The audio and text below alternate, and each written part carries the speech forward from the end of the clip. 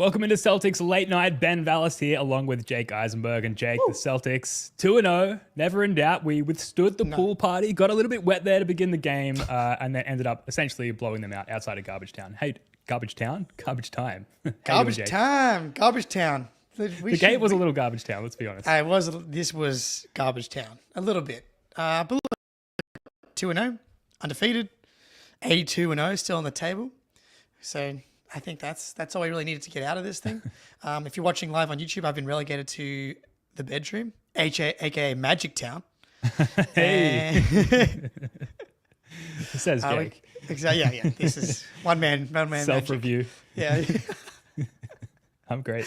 Yeah, that's right. No, yeah, please 5 stars on magictown.com. Yeah. Anyway, so I don't know, Ben. I think this is how I've been kind of like voicing a little bit of concern. I'm not sure even if it's concern, but like even as a fan of this team that I love them so much, I'm still excited to watch all of these games and had a good time streaming on playback for the Wizards game.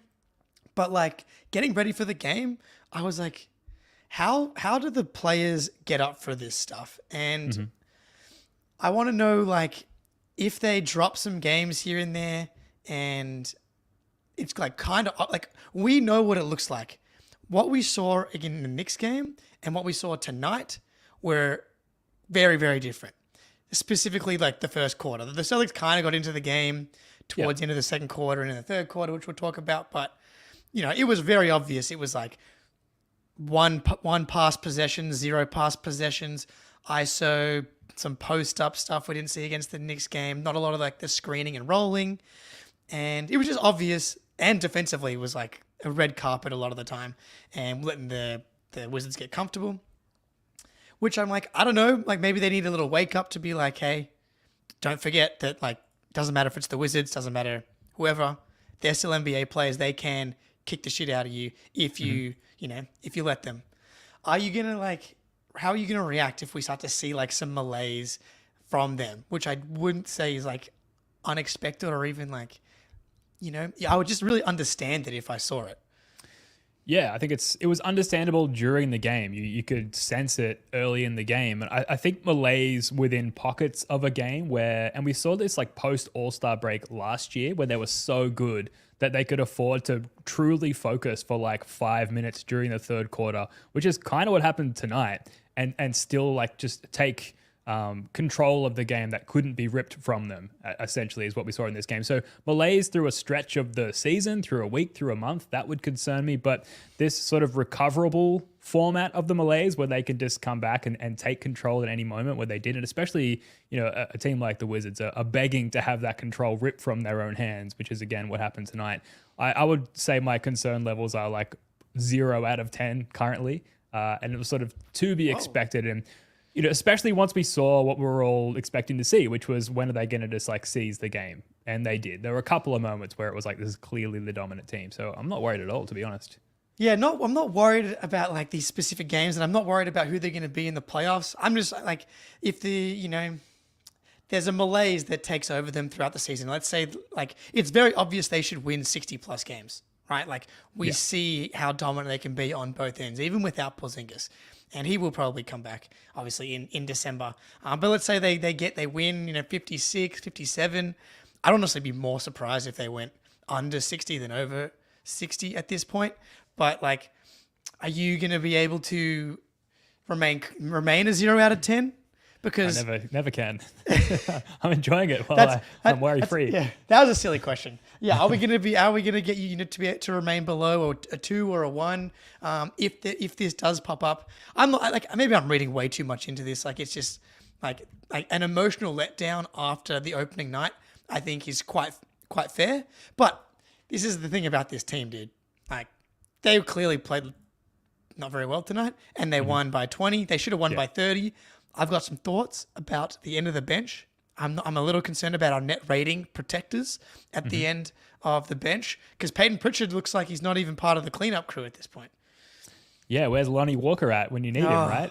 To take the old school Peyton Pritchard role, which is like the tank commander is the wrong word, but yeah, the leader of the of the people at the end of the bench, which is clearly a working title and needs a lot of work. But yeah, I share those concerns. But I just think the leads that we're going to be able to build against games where we're resting our starters in the fourth quarter are going to be so great. The pocket is going to be so thick and spacious that it almost doesn't matter. And it's like game one for these guys. We saw Baylor Shireman his debut points in the NBA.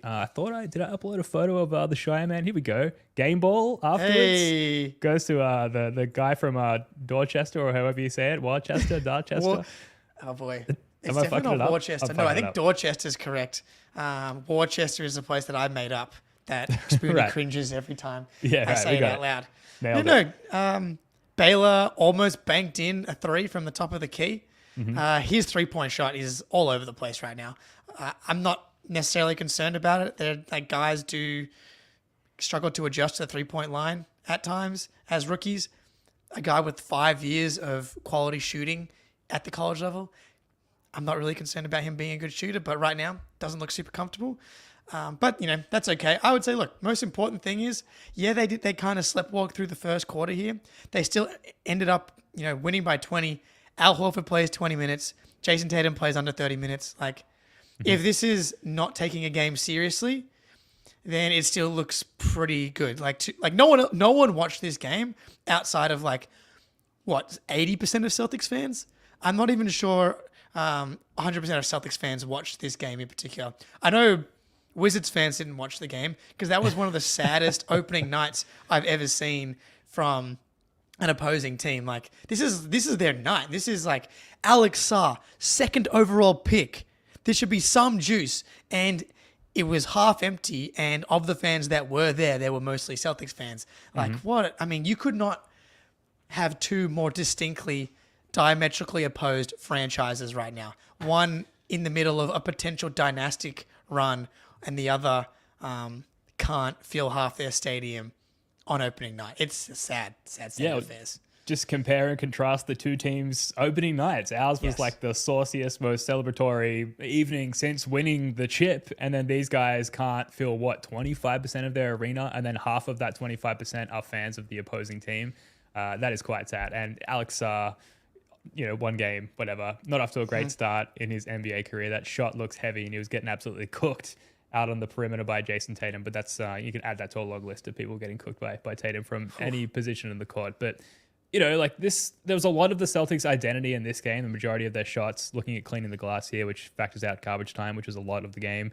Majority of their shots taken from three. The second runner-up majority taken at the rim, and then just a nice little smattering, a healthy smattering of mid-range shots. Prior to that, we were talking about it in the instant reaction show, but the Wizards did initially a decent-ish job, and this is combined with our Malaisical approach to the game of running us off that 3-point line and forcing us to have to work what felt like unnecessarily hard to manufacture points inside the 3-point line. And then eventually we had pockets of the game, like I said, where we dialed it up and we got into our short roll activity. We got Luke in a couple of good short roll situations where he was able to kick the ball out. Derrick White was awesome, second game in a row in slipping those inverted screens with Tatum and playmaking out of that short roll position. Starts to open up, the field of play, which is not a basketball term, sorry, and just open up the floor for the Celtics. And then we started to manufacture some threes as the game went on. So it took us a little while to get us cooking. Some credit to the Wizards for trying to enact that game plan, which has worked against us in the past, but there's just not enough talent. There's too much rawness in their roster overall. And I believe their coach is, I want to say, a rookie coach or second-year coach. They had 3 rookies in their rotation. That's a lot of rookies in a rotation to be playing against the Boston Celtics. Shout out the chat. Shout out Derek. Didn't watch the game, but he always catches first to 4 reactions and analysis. Appreciate you. If you're in here right now, hit the little like button. Use your finger, scroll over, tap it. There you go. You could have done it in less time than I even said it. Just go for it. But yeah, man, happy to see you all here. Got to enjoy the run. 2-0. It's a good start. There are going to be a lot of wins here. Go ahead. Well, yeah, if anyone asked me prior to the season, what would you like the discourse to be after 2 games? And if it's 2-0 and the Garden Report guys talking about Jayson Tatum's MVP candidacy, I would have snatched that up. I would take that 10 times out of 10. And that seems to be the exact discourse at the moment. So, this is really, we're going to have to manufacture some narratives out of this. Like you said, there's maybe some spicier end of bench stuff to get into. But as far as 2-0, perfect, flawless opening night and just getting up enough to still blow out a shitty Wizards team on game 2. Like I'm finding it difficult to come up with worries. No complaints, no worries. You're not going to take anything big away from this game. That's fine. But I guess if you were going to take something big away from this game, you could maybe talk about Neemias Queta. I think if there's one, not just Neemias Queta, but Joe Mazzulla's utilization of the rotation and the big men is, I would say, something that really caught my attention in this game, because we find out Sam Hauser is out with lower back pain, which I can relate to. I appreciate that. I thought he was going to play, but as we've seen, we don't really need to. If anyone's like there's the smallest tweak, twinge, the semblance of pain, rest. There's no reason. Becomes a dad as well at immediate lower back pain. I think they hand you a girdle on your way out of the hospital as well. I got the back pain before the kid. So hopefully, maybe when I have a kid, I'll take the girdle back. I've Benjamin buttoned my back pain. That would be awesome. Yeah, exactly. So Hauser goes out, and immediately everybody in First Floor Nation assumes this is the Jordan Walsh coming out party. He's going to get to play some real minutes with the starters, because we've been saying like that's probably going to be where he gets his opportunities, especially is when one of the main perimeter guys is out. Jaylen, Jayson, Derrick, Drew, Pritchard, Hauser. The top 6 perimeter guys, there's not really space for anybody else on a normal night. But when one of those guys are out, there are definitely minutes to be replaced. And I thought for sure that it was going to be Walsh. Everything we've seen in the preseason, even in the Knicks game, he was kind of first off the bench there. But no, Joe went to exclusively double big lineups. We saw Horford and Tillman. We saw Horford and Luke. We saw Tillman and Queta. It's not something I expected to see at all, really, this season. But we saw it tonight, and I didn't necessarily hate it. I wonder if it was a matchup thing. Like, the Wizards had Valanciunas as their only big man that they played in this rotation. He played 20 minutes. And he did not start on opening night. He was quite good, actually. 8 for 13, 18 points. Like, Luke Cornett was having some problems dealing with his girth down there. But yeah, we saw all big men. So what thoughts on Mazzulla's aversion to putting Jordan Walsh in the lineup tonight? Yeah, not what I would have predicted. It would have seemed like the obvious replacement in lieu of Sam Hauser. Just go with the next wing in the rotation and keep it all same. But maybe it did have a lot to do with that girth of Jonas Valanciunas. Anytime they got him the ball on the block early, it was maybe the most eyebrow-raising thing, aside from the initial pool party. Sure. But Jonas Valanciunas on the block was maybe like the most consistent bucket they had in this game. And yeah, Luke Cornett struggled with that. So I guess on the fly, maybe that was part of the rotational adjustment for Joe. Was like, okay, we're clearly having difficulty with Valanciunas. It's really the only thing we're having difficulty with now that our defense has settled down. Let's get some additional size, some additional girth out there, and like additional minutes for a guy who has worked off that 2-way contract last year, gets a guaranteed deal, has kind of worked for that spot. If there is going to be an additional spot in the rotation and you're dealing with some girthiness, you may as well throw in your next big. I kind of get that. I find the distribution of the minutes interesting. Peyton Pritchard, by the way, played like almost 30 minutes, just 28 minutes flat, which is a lot for Pritchard. But Tillman, 15 minutes, Queta, 14 minutes, Cornett, 16 minutes. So there was an equal distribution. It's almost like he tried them all together on the court. And we talked about this in instant reactions as well. You were talking about it with Sam LaFrance during playback. Not the most fluid defense as far as like when to switch, when to play drop, how those two bigs play off of one another defensively. But on the other side of things, like now you've got a good chunk of film to look at. I hope that we don't need to resort to that adjusted rotation a lot as the season goes on. I hope we just get 80 games of Sam Hauser. But it gives us something to talk about at least. But against a team like the Wizards, this lack of talent Wizards team, you can experiment like this, I suppose. Yeah, this is good. Everybody in the chat, PP time. We're all in mid-season form already when it comes to really mature jokes, which is perfect. Yeah, look, I didn't love the having Al Horford chase over screens. Like I'm already look. It's 2 games in against the Washington Wizards. We're gonna look, Joe Mazzulla. Have you lost your touch? Are you losing it a bit? Like getting Al Horford to chase over the top of screens when you're playing a double big lineup with Neemias Queta. I can kind of visualize it because, like, if you're not, Spoonie had a good point. Like, just go under the screen if you are going to do that because, as we said, the Wizards could not shoot to save their lives. They end the game 7 for 36. And so it's like, okay, just go under the screens, force them to shoot pull-ups. But, you can go over the top.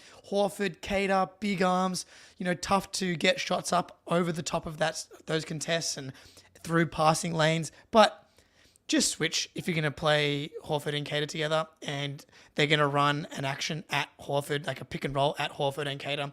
Just switch it. And I'm very comfortable with seeing that. But again, me criticizing Joe Mazzulla doesn't feel right. Like even the way that when I'm saying it, I'm like, he probably knows a little more than me, and he probably sees maybe a long-term vision with it in some way. Or it's just like, I like Queta in particular in drop. And yes, we saw that thing happen. Like, it literally may have been twice where Al Horford had to go over a screen.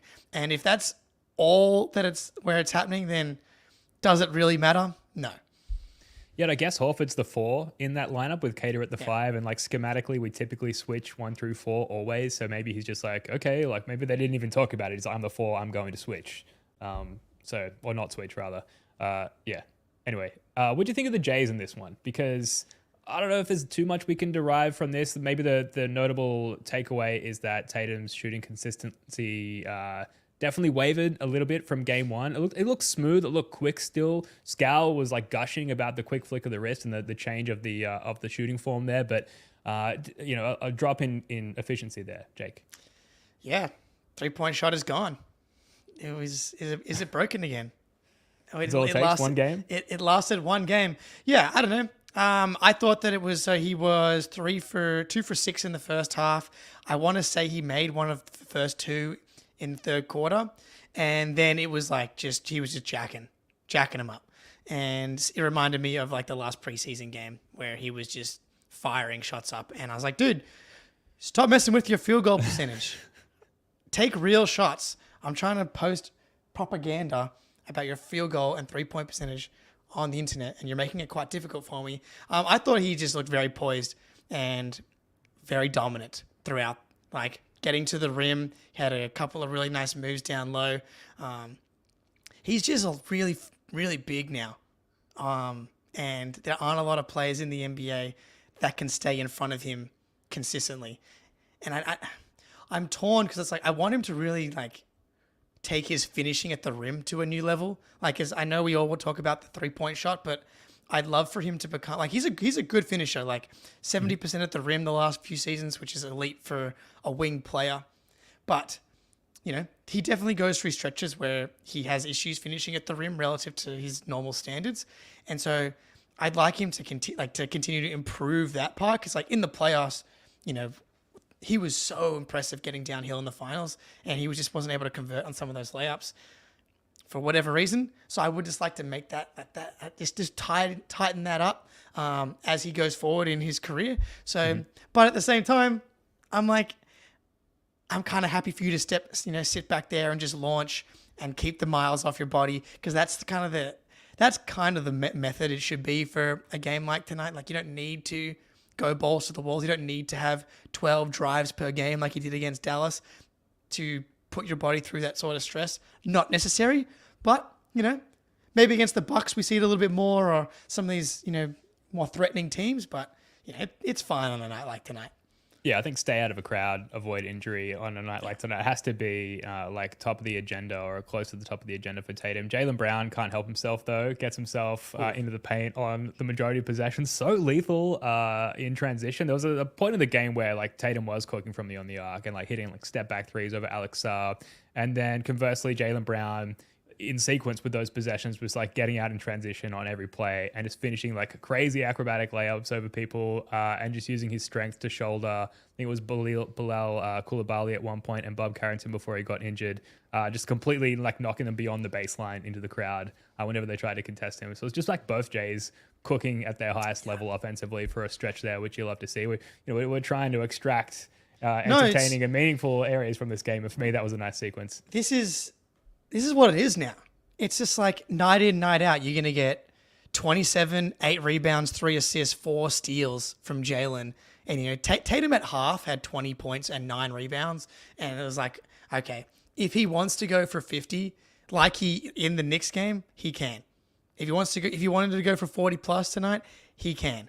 And Jaylen Brown, like, he starts cooking in the third quarter. Man, he had that one play on Jordan Poole when he makes these guys look so small. Like, Jordan Poole's like not that small. He makes him look tiny. He makes him look like, I think literally in the playback, because someone asked like which of the Celtics players, if you had to fight, would you fight? I think I landed on Drew Peterson. I'm not saying that I would win any of these matchups at all, but I was like, I think Pritchard would kick the shit out of me. Yeah. Like I think, yeah, he's just slender enough, maybe. But Jordan Poole, like Jaylen makes these other NBA players look so feeble that I had myself thinking maybe I could actually fight Jordan Poole. But it's like, no, this dude's also 6'3". Man. Like, yeah, dude, if I was to stand next to him, I'd be like, oh, please, I'm so sorry that someone told you that I wanted to fight you. This is not what happened. I would just crumble in the man's presence, I'm sure, in more ways than one. Yeah, maybe the main takeaway, we kind of already touched on it, is just like how few minutes so many of our guys played. Like essentially under 30 minutes for everyone. Al, 20 minutes, and Jaylen just 18 seconds above the mark there. So it's like just a sense of like getting out of dodge, not really trying that hard, still blowing the fuck out of the opposition. Like for what it is in the context of like this matchup, like kind of a 10 out of 10. I don't know. Does that segue into some more of your criticisms of the end of the bench, guys? Or have we hit enough on that? Yeah, it's perfect. Yeah, I think we can move to the end of the bench. We could do some other NBA stuff as well. Got some Grant Williams takes for you. Got some Grant Williams clips for you as well. I think unless they've been deleted. No, they're in here. They're in here. Perfect. But yeah, so Cater was definitely someone, as we all know. Look, I'm not the biggest Cater guy, but I thought he played really well tonight. And if he can just become solid, like I would love for them to develop him into whatever the maximum version of Neemias Cater is. He has the size, he has the length, he has the athleticism, I think, to just be a very solid replacement level, keep the machine moving for the Boston Celtics. Mm-hmm. And tonight I thought like offensively and defensively, he played really well and played really like solid. He wasn't perfect, and these are the matchups to get him burn in as well. Because, man, we've got this stable of big men, and he's your fourth center when you include Porzingis. And if he can be solid as well, it's just going to help you rack up wins as you try and rest guys throughout the season. So I was pretty encouraged. He had one really simple but nice play on the perimeter, like a little like two-man game with Jaylen. He wasn't as crisp and smooth as when Luke Cornett does it, but just like took the ball, quick decision, handoff, let Jaylen get downhill, and then he just like lurked in the dunker spot, got the alley-oop, laid it in. Just like very smooth, solid, very professional. And I was like, Cater, like just very nice golf clap. I'm very happy with you. Yeah. Definitely deserving of the golf clap. I thought the three-point attempt, although it didn't go down, looked kind of smooth, looked kind of like a light shot as well. But, you know, with Luke, for example, when it's not happening for Luke, when he's not feeling the game, Joe often like pulls him early. With Cater's athleticism, he can like kind of out-effort his deficiencies that he has elsewhere in his game as far as like the field disparity that he has compared to Luke Cornett. And in this game, like he came out there and like he maybe had the most effort out of anyone on the court all night. And clearly was like trying to make the most of his minutes. And that shows, like I said, he can out-effort his talent deficiencies, and that shows up in the hustle stats and all the extra boards he was grabbing, all the second chance points he was putting up. He had some nice tip outs to perimeter shooters as well. So yeah, no notes really as far as the Neemias Cater is concerned. Like this is his first look at some real minutes for the season, and he took advantage of them. Loved Cater. Pritchard, shout out him personally. I took Pritchard over 10.5 points as the normal line, and then I laddered it up. So Pritchard 15 plus. And Pritchard 20 plus, didn't get there, but big winnings from Pritchard tonight, 15 points on the nose. The only concern I think for betting like Pritchard in these spots last year was like money in the bank. Mm-hmm. He's not part of like the end of bench anymore. Like we'll see what happens going forward, but as it stands, he's not part of like the true like garbage time crew. So just a little, stay wary if you're betting on Peyton Pritchard over points, but we were able to get there tonight just because he went he went nuclear from the 3-point line, 5 for 10 from three, and like he was 5 for 7 at one point. Like he when the game was like in the balance, and so that's what we love to see from P. Go ahead. Well, he had those movement threes as well, like coming off those screens from the big on the wing and curling up maybe a couple of dribbles or just a couple of legal steps before getting up. And I don't feel like he takes those looks very often. We like ran those plays for Pritchard very often last year. So that's kind of new, I thought. And he was like money. I think he had 2 attempts off that specific action and hit both of them, which is good to see. I know this isn't deep bench, so like forgive me if I'm pivoting away from where you want to go to here, but I do just want to shout out Derrick White again, who is like... I was thinking the same. The underrated player of the season thus far, 2 games in. Like he was amazing against New York, and because of all the narrative stuff with the Jays and particularly Jayson Tatum just being red hot and incredible in his own right in game 1, Derrick White has like... It's not right to say lurking in the shadows good in both games, but he has just been like quietly cooking and, you know, upholding that standard that he's sort of set for himself as best role player in the league, which again is an unfair brush to paint him with, but that's kind of the level that he's on. Yeah, dude. And he's very involved. Like he is like the go-to guy for a lot of the actions. The Tatum... the Tatum Derrick pick and roll where Tatum slips or Derrick slips as well. Oh, Tatum had a beautiful one to Derrick. They've got such good chemistry in that action. So he's just really involved in that action. And they had another one today where it was like just like a side. One of the wing players, either Jaylen or Jayson, sets a screen, and Derrick, as the ball handler, just ended up wide open for a couple of pull-up threes multiple times. And he was that fringe all-star last year. It's obviously very early, so I'm going to keep an eye on as we go through. Like, there may be more shots available, or there are obviously more shots available with no Kristaps Porzingis, and because of how involved he is, like just setting screens and stuff like that, he might rack up enough to get more serious, being more of a serious contention. I'm not sure. There's so many talented guys, and getting into like a legit role player is hard. They will need to be on. Again, like the exact same winning pace, like they need to be on like a 65 win pace for that to even be an option. But this shooter that he's become, like he's become just so efficient. I mean, I don't remember what he shot in the first game, but he's 4 for 7 for tonight, 6 for 11 from the field, 4 rebounds, 4 assists, 1 steal, 1 turnover. Obviously, only in 29 minutes, whereas usually playing another like 5, 6, 7 minutes. So he could rack up some numbers. We haven't got any signature Derrick White rim protects yet, but no, great call out. He's just so confident, and like the skill level and the connectiveness with Jaylen and Jayson on some of these screener rolls, it's tough to stop.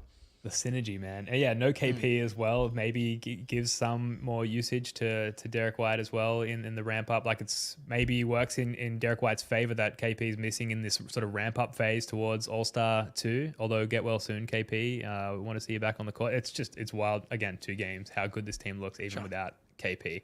Anything else on this game or anyone else on the roster before you hit me with your NBA takes? Yeah, look, nothing outside of Tillman was 2 for 3 from 3. I thought he played solid, but just we're tracking the Tillman 3-point attempts. He is now 2 for 6 on the season, and I think most people should be. If I handed you 33% Tillman on 3 attempts per game for the season, everybody should take that and not the mystery box percentage, because I think if Tillman goes 1 for 3 from 3 every game, that would be like a nice boost to the team, and I think that that would be enough for opposing defenses to like think about having to come out to him. So just tracking that, like we want him to become a shooter, because that would obviously be incredible news for the Boston Celtics. Do you have anything else from this game?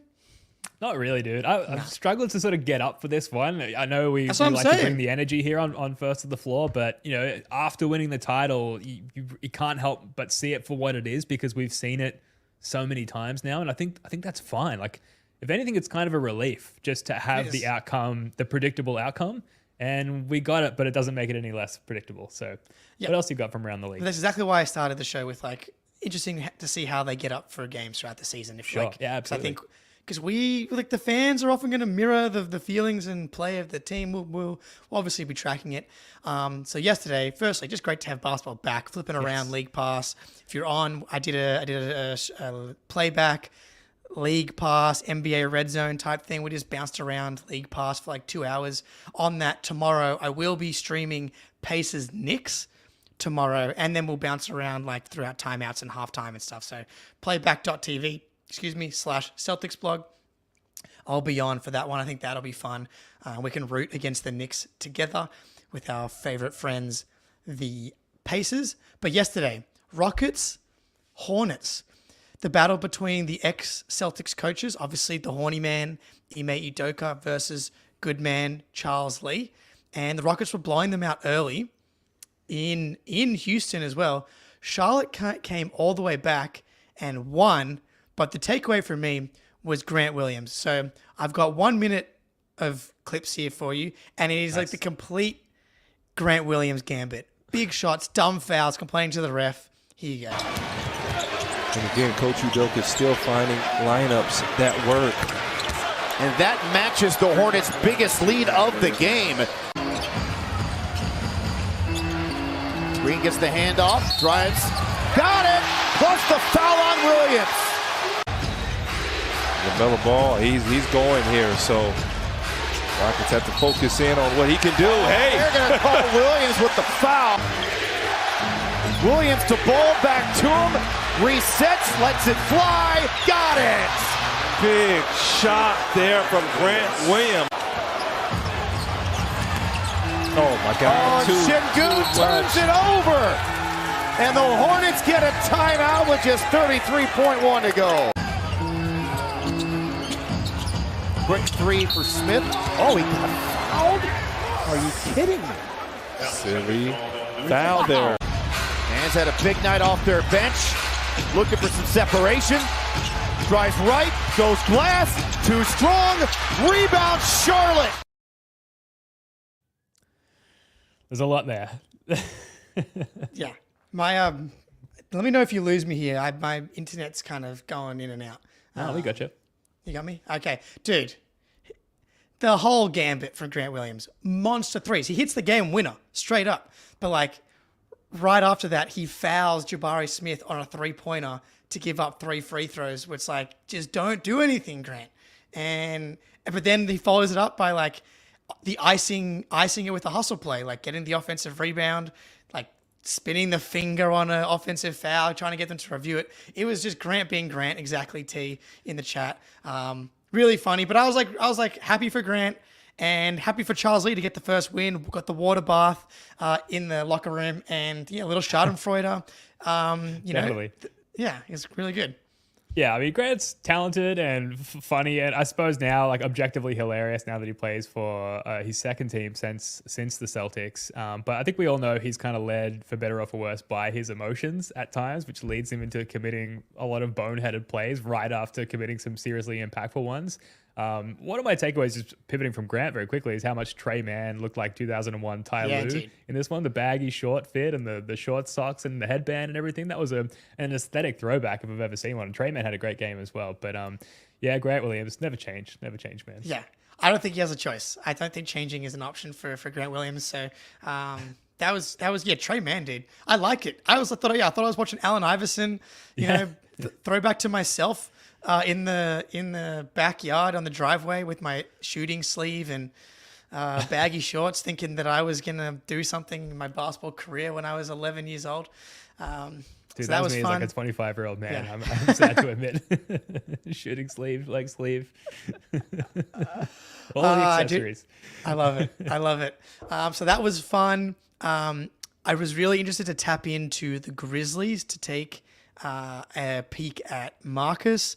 See Ja Morant back, Zach Edey, and Ja Morant. I mean, he's incredible, man. Like the way that he gets downhill and is able to finish with both hands. He was really good for the most part. I'm a little worried about Marcus. Okay. I know this happens with Marcus. Like he often like starts the season a little bit out of shape, works his way into his conditioning, and then really gets going. But like he looked very Kyle Lowry-ish to me, like really trying to rely on the flopping and drawing of fouls late in the game without the ability to knock down threes like Kyle Lowry. He did make a clutch layup late, which was good. Derek in the chat. Thank you to Jake for being on the front lines, battling on Twitter. Hey, Accurate. Someone's got to do it. Shout out the chat again. Yes, always. Sorry, I cut you off with that comment. No, absolutely not. But yeah, dude, Marcus was a little concerning to me. I'm like, I really want him to be good. I really want, him to have a successful next chapter of his career. Because it's like, for him to not be part of the ring ceremony and everything, like, he was such a big part of the first 6 years of the Jays' career and really helping them become the players that they have become. So I would like him to have a successful second chapter. But he's had so many injuries and he had a bunch of missed time last year as well. So like, it wouldn't be super surprising if he does not age very gracefully. Yeah, and you kind of just hit on it as well, but he's like the third runner-up guard on that team behind Morant and Desmond Bane as well. So like his opportunities to play on ball, which like the version of Marcus Smart that we grew to love the most was like Maestro Marcus, and he's just not able to operate in that capacity in any way, shape or form based on the team hierarchy there. So he's going to need to find other ways to be impactful. If anyone can do that, it's Marcus Smart, but maybe as the age progresses here, he can't be that like Cobra Strike Marcus Smart as much as he was on the come up in Boston. So definitely concerning. I'll be watching closely. Anytime I am flicking through League Pass and I know Marcus Smart is playing, I'm going to be watching. Yeah, dude, like it was perfect. Well, not perfect. Like they had Marcus as like Lauri Markkanen's primary defender because he's, so good at guarding up. But then they were like getting Marcus switched onto Colin Sexton or Keontae George. And you actually mentioned it the other day, like having issues with shiftier guards. And he was kind of getting dusted off the dribble by these smaller guards in a way that it was even kind of shocking for Marcus. But yeah, I wonder if him coming off the bench for the Grizzlies is going to be the best role for them, because then he can actually be that Maestro Marcus, because just having him as your third ball handler in a lineup, so he's essentially going to be just a catch and shoot guy, it's just not anywhere near his maximized role. And so they got to try and figure that out. And I'm not sure how much trade value he would have if he doesn't find his way a little bit. But we'll see. Early days, one game. Obviously, Zach Edey really struggled throughout the entire game. Foul trouble, couldn't make his free throws. Struggled on both ends of the court. But it's all one game. It was actually very jarring to go from opening night to watch both the Lakers game and then all the other basketball that I watched yesterday. I was like, oh my God, this is like a different level, man. Different level on the court, different level off the court. If we want to talk about, we talked about the Sixers on the last show, but this Clippers story that is emerging with Kawhi Leonard and the trainer suing the organization, a lot of smoke there. Do you think there's some fire to it? Like I saw you saying in our Discord, which by the way, if you want to join, sign up to the Patreon, you get access to the Discord. There's a lot of conversation going on in our Discord about how, is this really an issue if Kawhi Leonard just ended up re-signing it and taking that money anyway? Like how negative are his feelings toward the organization given how much he was willingly taking that paycheck? Yeah, Steven in the chat was like, immediately, this is a cash grab. And it's a great point, dude. It's like, if Kawhi hated the organization this much and everything was so badly managed, why did he just re-sign? I guess the answer to that is, well, they offered me the 3 years and $150 million. So I don't care how much I don't like them. I'm very happy to sit on the bench and not play and collect my checks because I'm injured anyway.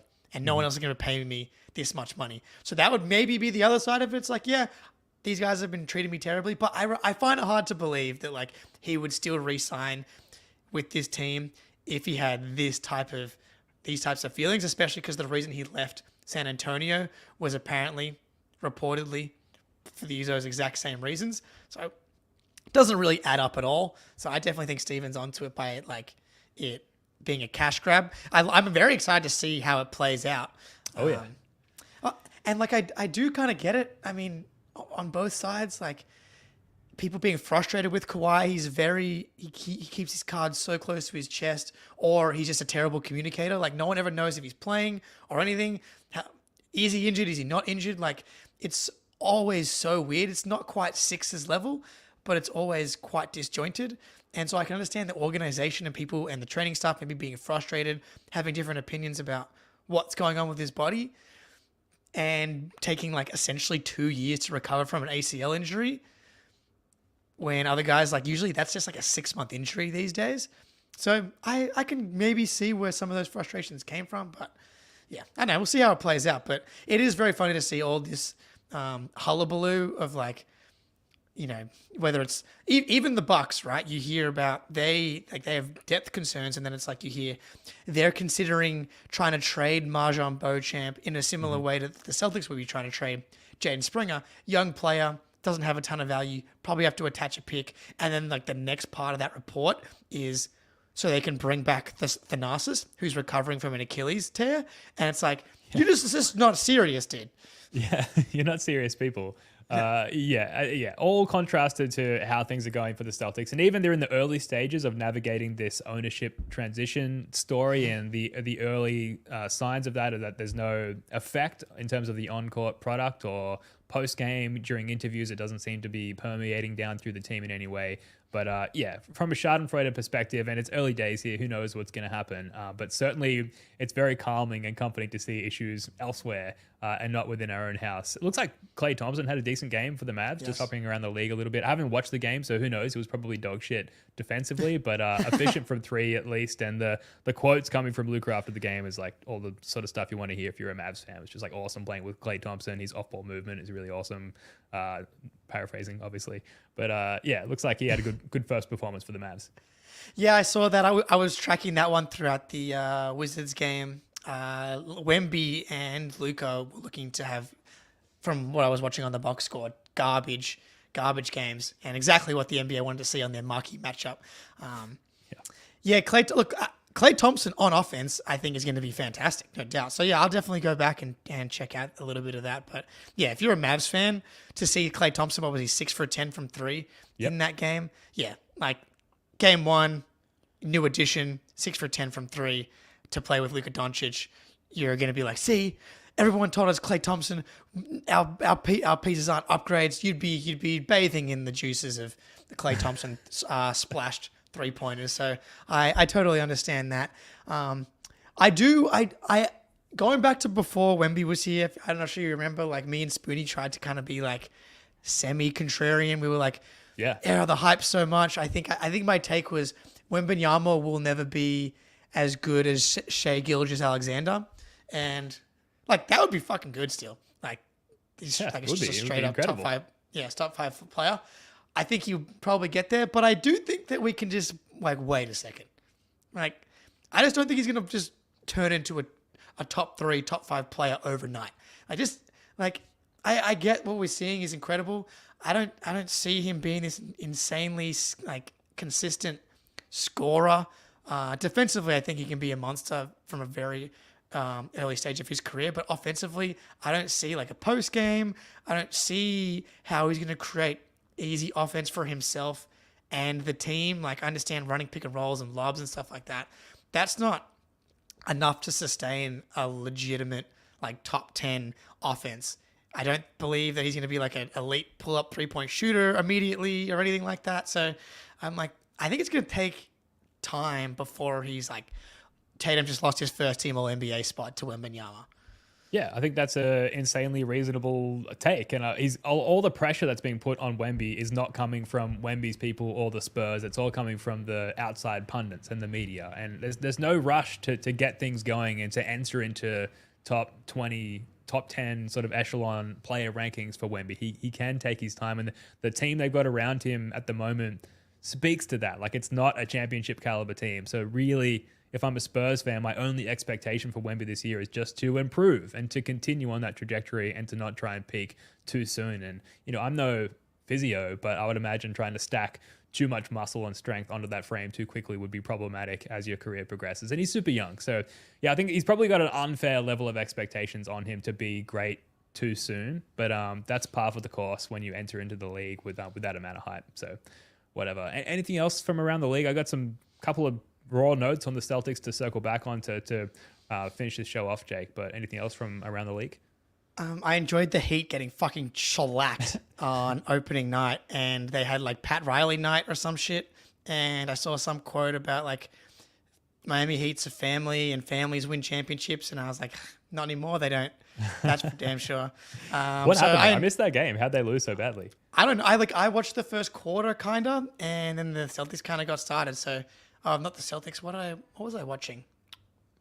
Don't remember. There was something going on. Oh, we did a Patreon pod. That's why I was like, there was a reason why I stopped watching the game.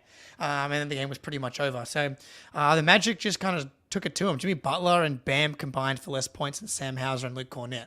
And that's like, Jesus. Obviously, game one, we'll see what happens. But like, we heard so much about Bam. He's a 3-point shooter. Jimmy Butler, revenge season. I had the Heat as a lock as my over for this season, and a lot of that was like Jimmy Butler contract year. Is he like going to be washed? Again, one game, new offense, apparently and stuff like that. But it did not look good on night one, and tapping into Locked On Heat was kind of fun on the first night. Yeah, and that's one of the best things about NBA fandom is one game can and absolutely does completely shift the narrative on a player, on a team, on anything. So it's not unreasonable to react like that after one game. And I hope that it continues to head in that trajectory for the Heat because, I despise them. Back to the Celtics very quickly. Jaylen Brown's birthday. Don't know if we touched on that. Happy birthday, Jaylen Brown. Birthday. Managed to pad his stats a little later in the game when it wasn't really needed, but good to see him get going there a little bit. And did we talk about the Peyton Pritchard half-court heave? Like, oh man, that just kind of falls by the wayside now, right? I know. Because we're talking about expectations and hitting on them. Like, it's just like another day at work for Peyton Pritchard. What a sicko, dude. I can't believe it. Man, he almost got that off too. He was ready for it. I feel like they shortchanged him. I feel like they started the clock a split second before he actually had the ball in his hands because he nailed it perfectly. He like all one motion, collected it and shot it. But I think there was only 0.3 on the clock, and I think that he probably needed 0.5. But man, he's good at those. That's just straight up and it's fucking awesome that we have like this tiny little edge. Okay, let's say over under end of quarter heaves for the season, like anything from just like end of those buzzer beating half court whatever shots. If I set the line at 4.5 for the season, you going over under? I think I'm going under, but he hits like 4. Which is still amazing throughout the course of a season. End of quarter, like half quarter, over half court, full court heaves. That's still way more than anybody else, I would imagine. But 4.5 is maybe a little high for me, although I obviously would love to see it. Yeah. I think under's probably smart. I think what did he hit last year? He probably hit 4 last year, 2 in the finals, and at least 1 more. And I'm probably forgetting one. So I think he was around that last year. But okay, we got over in the chat. Yeah, we got 7. I like this. All right, over for sure in the chat. I love it. Nice. Yeah, I hope so. But like, who knows, man? Who knows? The 4 that he does hit could be in some tighter games. I'm sure of 2. I'm sure he'll hit 2 big ones in the season, and it'll be awesome. It'll be sick. So I can't wait. The beer spillages is the only other thing I've got in my little doing? notebook. Like, what are we doing? Unserious franchise, and that goes right down to the catering stuff. I did hear on the Garden Report that apparently it was a referee that ran into the waiter or waitress a couple of times there. So maybe it's the referees that are to blame. No, but refs would never do that in Boston. TD Garden exactly. Exactly. Like this is stuff. This is the type of stuff that happens to Washington. It doesn't happen to Boston. Unserious franchise. Anything else, Jake? Before we wrap it up. No, I think 49 minutes on the Wizards game is probably good. We knocked it out of the park. We always do on our Celtics Late Night. I honestly thought we would struggle to go 20 minutes, but it's always narrative central here on Celtics Late Night and First to the Floor. So thank you for tuning in. Thanks for everyone in the chat for watching with us here live. Make sure you hit that like button, subscribe to the channel if you haven't already. We will see you guys in a couple of days' time for another podcast live on this channel. Until next time, Jake, love your work, mate. Go Celtics.